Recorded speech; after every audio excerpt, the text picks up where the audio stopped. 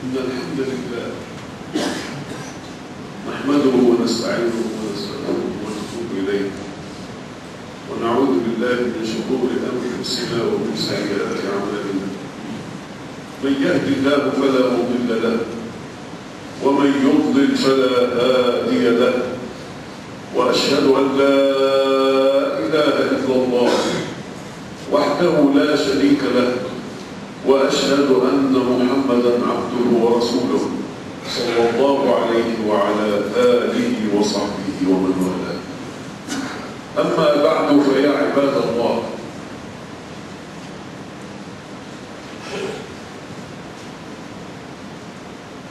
الله تبارك وتعالى أمر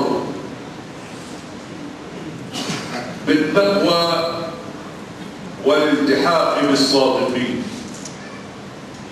يا أيها الذين آمنوا اتقوا الله وكونوا مع الصادقين. والصادقون هم الذين صدقت ألسنتهم وصححتها نيتهم بصدقها، وصدقت أفعالهم وصدقت مسيرتهم وصدق جهادهم وصدق رواحهم وصدق حلهم. من المؤمنين رجال صدقوا ما عاهدوا الله عليه، فمنهم من قضى نحبه ومنهم من ينتظر وما بدلوا تبديلا. صدقوا ما عاهدوا الله عليه، فمنهم من قضى نحبه. أصبحوا هؤلاء الصادقين على نوعين: منهم من قضى نحبه ومنهم من ينتظر. منهم من وفى بنذره ومنهم من ينتظر أن يفي بنذره، لأن قضاء النحب هو الوفاء بالنذر والعهد. وما استعملها الناس عن الموت إلا من باب الكناية وليس من باب الحقيقة، على اعتبار أن الذي يفي بعهده في الجهاد مآله إلى الاستشهاد، فنقلوا المعنى الأصلي إلى كناية حتى أصبحوا يستعملون قضى نحبه أي مات، وهذا غير دقيق وغير صحيح.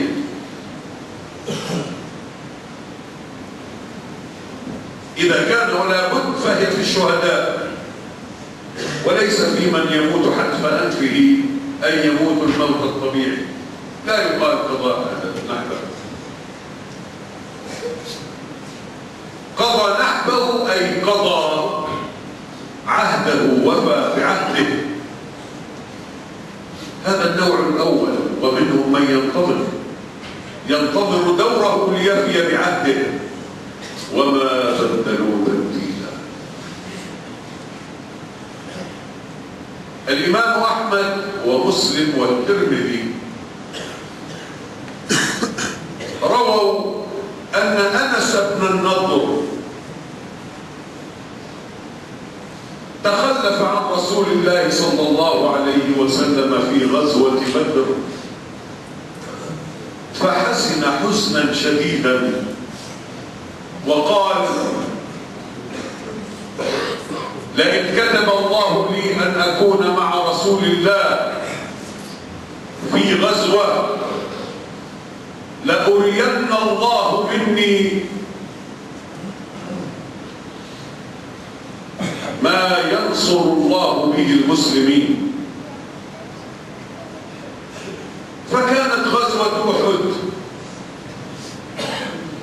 فخرج أنس بن النضر، وفي الميدان لاقاه سعد بن معاذ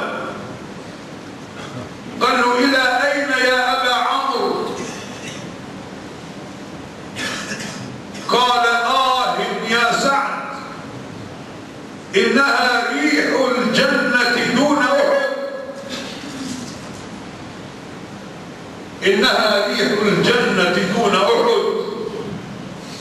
فانطلق مجاهدا حتى نال الشهادة، فوجد في جسده 80 ضربة من طعنة بالسيف أو الرمح أو الرمي. قضى نحبه، هذا وفى بعهده مع الله. واليوم أيها الإخوة كثيرون هم الشباب الذين عاهدوا الله عز وجل ألا يكلوا حتى يحرروا ديارهم من الطغيان. وكأنني بأحدهم يقول لأخيه: واها يا أخي، إنها ريح الجنة دون طرابلس. واها يا أخي، إنها ريح الجنة دون دمشق. ويبذلون من الدم ما يعلم الله عز وجل بكميته. عاهدوا الله ألا يكلوا ولا يملوا حتى تكون بلدانهم حرة، وحتى يزيلوا عن كاهلها هذا الطغيان الثقيل الذي ليس له شعار إلا إما أن أحكمكم أو أن أقتلكم. أنا أسألكم بالذي تعنو له الوجوه أيها الإخوة، لنفترض أن الأسد سيفقد الثورة، كيف سينظر للمرآة؟ أي شعب يحكم؟ أي رئيس يكون وهو يعلم أن اليتامى والأرامل والثكالى يدعون عليه في السحر؟ أي خلفة ستكون له؟ أي ذرية؟ أي تاريخ يسجل في نفسه؟ وقس على ذلك كل الطواغيت. أما الذين عاهدوا الله أن يخرجوا بلادهم من العبودية والاستبداد، فأولئكم يصنعون تاريخ الأمة، يصنعون تاريخ أمة الإسلام، أمة العرب، يصنعون تاريخ شعوبهم من جديد. إنهم يتحركون ليس من أجلهم وحدهم، بل يتحركون يا إخوتي من أجلكم أيضا، من أجل نابلس ورام الله وغزة والقدس. هذه شعاراتهم. ولقد قرأت في صحيفة للثوار الليبية على الشبكة العنكبوتية عنوان كبير: اليوم طرابلس وغدا القدس بعون الله. هذا أمر ثقيل نعم، ولكن يكفي أن هذه الثورات ترى في هذه القضية قضيتها، وليست غطاء لطغيانها كما هي حال الزعماء العرب والطغاة العرب. استعملوا القضية الفلسطينية طوال حياتهم لتكون غطاء لاستبدادهم وظلمهم، بل استعملوها احيانا غطاء لضرب الفلسطينيين انفسهم.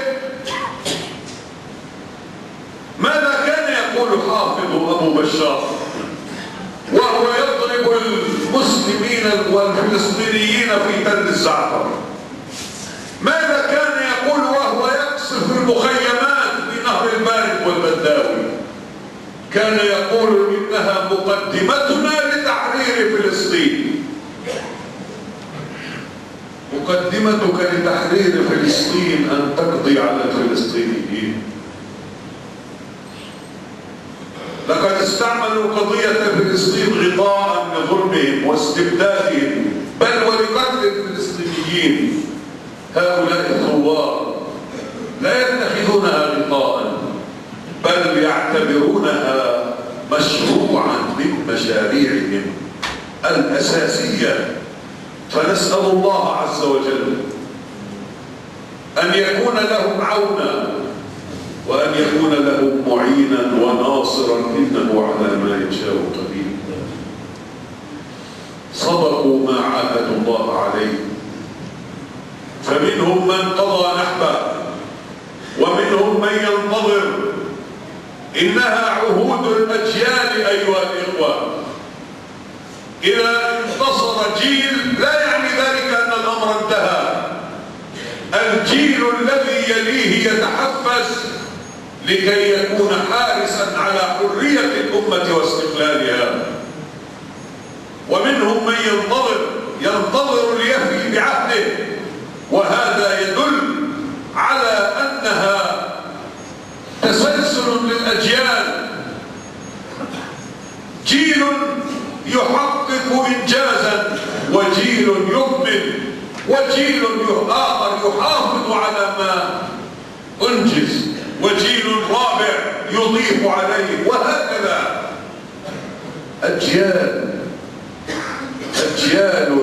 تعمل تحت سقف شرع الله ودينه لكي تبقى الأمة حرة طليقة قادرة على بناء أمجادها، قادرة على بناء حاضرها والتخطيط لمستقبلها، مستلهمة تاريخها المجيد. ومنهم من قضى نحبه، فمنهم من قضى نحبه ومنهم من ينتظر. أجيال تماما كما أن الذين في سند القرآن الكريم يا إخوة سند الأجيال، إنه ليس سند الأفراد زي الحديث عكرمة عن أنس عن ابن عمر عن رسول الله صلى الله عليه وسلم. لا مش الأمر هيك واحد عن واحد. القرآن الكريم وصل إلينا بسند الجيل عن الجيل، إنه سند الأجيال لكي يبقى هذا القرآن العظيم رسالة الأجيال. وهنا عهد الأجيال لكي تبقى حرية الأمة أمانة في أعناق الأجيال. فمنهم من قضى نحبه ومنهم من ينتظر وما بدلوا تبديلا. هذه حركة متوالية لا تبديل فيها ولا تغيير بعهد الله. فيا حي الله تلك السواعد التي تحرر بلدانها، ويا حي الله تلك الأمهات الصابرات وأولئك الشيوخ الصابرين، ويا حي الله كل الذين يدعمون هؤلاء الثوار إعلاميا وماديا وعسكريا، يمدونه بالسلاح، يمدونه بالمال، يمدونه بالإعلام، لأنهم مؤتمنون فعلا على حاضر الأمة ومستقبلها بعد أن استلهموا ماضيها. فنسأل الله أن يرحم شهداءهم وأن يسدد رميتهم وأن يعجل بنصرهم، إنه على ما يشاء قدير. عباد الله ادعوا لهم كثيرا في كل الأوقات. اللهم يا ناصر المستضعفين انصرهم. ادعوا لعل دعوة من أحدكم تكون سببا في تعجيل النصر. ادعوا الله.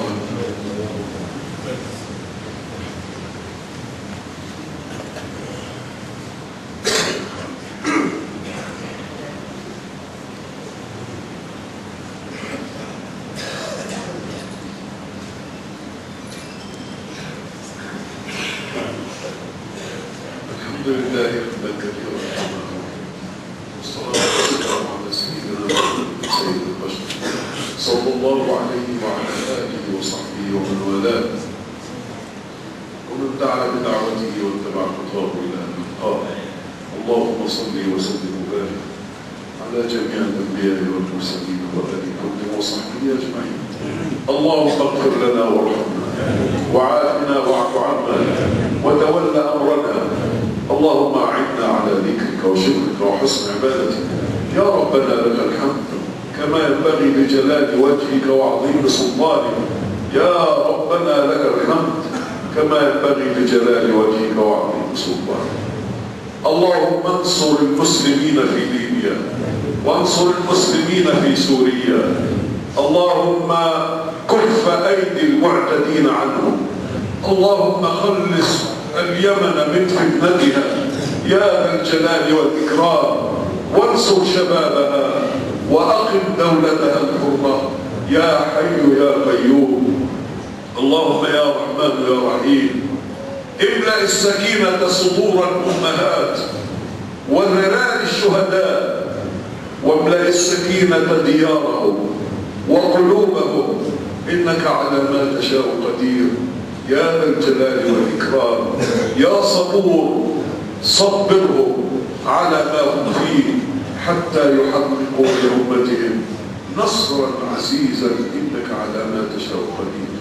عباد الله، إن الله يأمر بالعدل والإحسان وإيتاء ذي القربى وينهى عن الفحشاء والمنكر والبغي يعظكم لعلكم تذكرون.